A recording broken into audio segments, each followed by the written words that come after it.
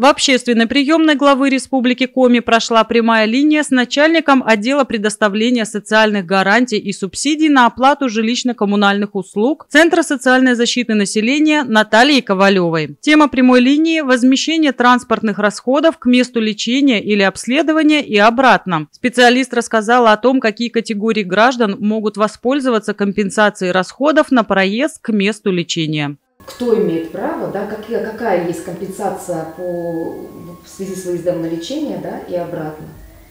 И в любом какие случае, заболевания и какие категории граждан имеют право? Тут сложно будет объяснить, потому что проезд производится по направлению, лечение должно производиться по направлению Министерства здравоохранения. И там уже решают, насколько человек нуждается в этом лечении или нет.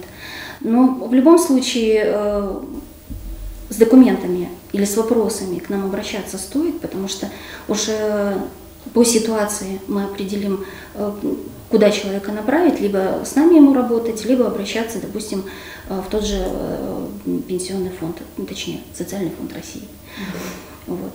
Это самая сложная, скажем так, категория. С ними сложнее всего именно определиться, кому положено, а кому не положено. Но это уже нужно по документам смотреть.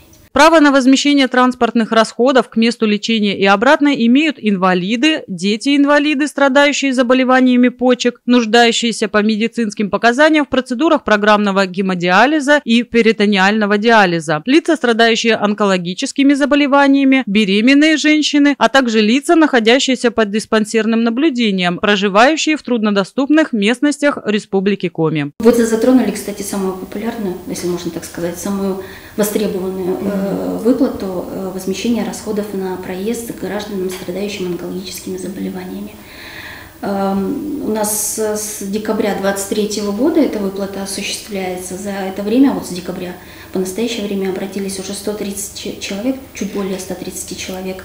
Неоднократно, потому как выплата в 2024 году осуществлялась не более 2 раз в год. А с 2025 года теперь мы возмещаем расходы на 4 поездки, то есть в пределах 4 поездок. Лечение граждане, есть условие, что гражданин должен проходить лечение в пределах Республики Коми, только при проезде по территории Республики Коми в диспансерах республиканских мы возмещаем эти расходы на проезд. Но то, что изменилось, это то, что увеличилось количество поездок. В этом году их 4. Скажем так, некоторые граждане, которые к нам обращаются, уже даже 4 поездки использовали. Бывают такие, по сути, полгода только прошло. Это достаточно такая востребованная услуга возмещения расходов на проезд онкобольных. Из всех компенсаций, которые мы предоставляем, это самое важное оказалось, самое нужное.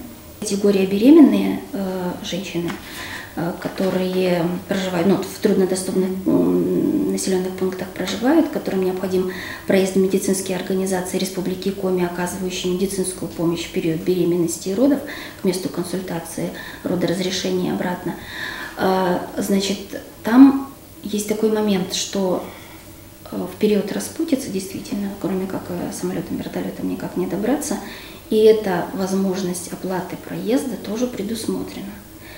То есть и самолет, вертолет, вертолет, скорее всего, вряд ли там самолет, тоже оплачивается. Есть ограничения, конечно, но у вертолетов класс такой, который не оплатился, да его просто нет, поэтому проезд, пролет, как пребывание на вертолете, в принципе, тоже оплачивается. Более того, там и личным транспортом оплачивается, правда, производится определенный расчет по определенным правилам, по фиксированным суммам.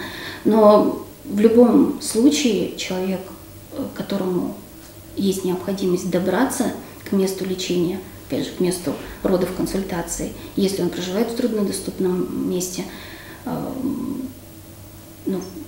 всегда найдем выход, как это оплатить, и законодательством такие возможности тоже предусмотрены. Если по какой-либо причине проездные документы утеряны, не стоит расстраиваться. Компенсацию в любом случае удастся оформить. Бывает так, что человек, съездил, билеты выбросил. Сейчас, конечно, очень выручают эти приобретенные через приложение, эти билеты электронные. Но бывает так, что пожилые люди, допустим, приобрел в кассе билет и потерял его. Тоже ничего страшного, пугаться не стоит, все равно идем к нам, мы делаем запрос в диспансер, проходил человек лечение, не проходил, он приблизительно даты свои, как правило, не знают, когда были, получаем подтверждение и, в принципе, можем оплатить по фиксированной сумме. Ничего страшного, если билет утерян. Как в одну сторону и в другую. Есть подтверждение, что человек находился на обследовании, на лечении, оплатим по фиксированной сумме. Сумма, конечно, не соответствует проезду по билету, она будет чуть поменьше, но тем не менее. Помимо железнодорожного транспорта к возмещению можно предъявить также проездные билеты от автобуса или такси, но при особых условиях. До Сыктывкара, если ехать, у нас, в принципе, очень практически не взять билет, да, напрямую. Если до Микуня, с Микуня на автобусе, либо на другом поезде. Да, но обязательно должно быть подтверждение поездки, маршрут. Вот эти моменты все должны быть обязательно. Потому что бывает так, что люди на такси доезжают. На такси никто им не подтвердит ни маршрут, ни кому конкретно был билет продан. Поэтому тут сложно идентифицировать, что вот, подтвердить документально вот эту самую поездку. Такая тема.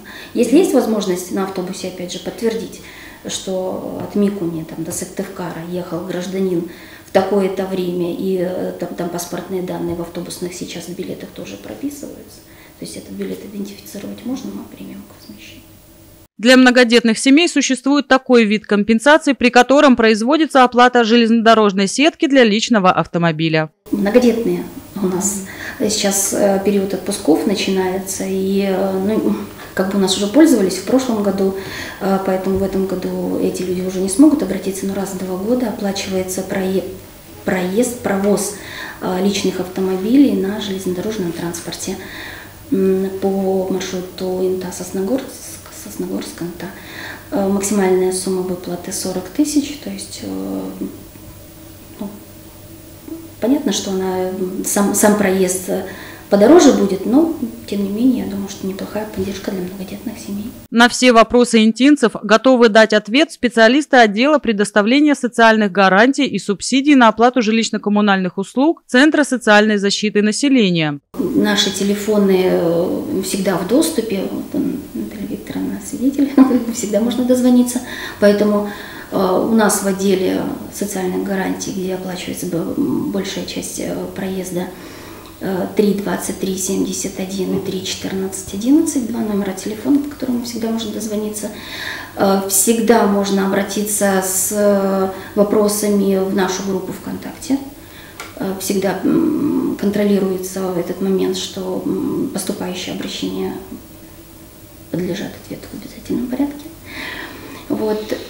И прием у нас осуществляется ежедневно. С 8 до 5 мы работаем, перерыва у нас нет.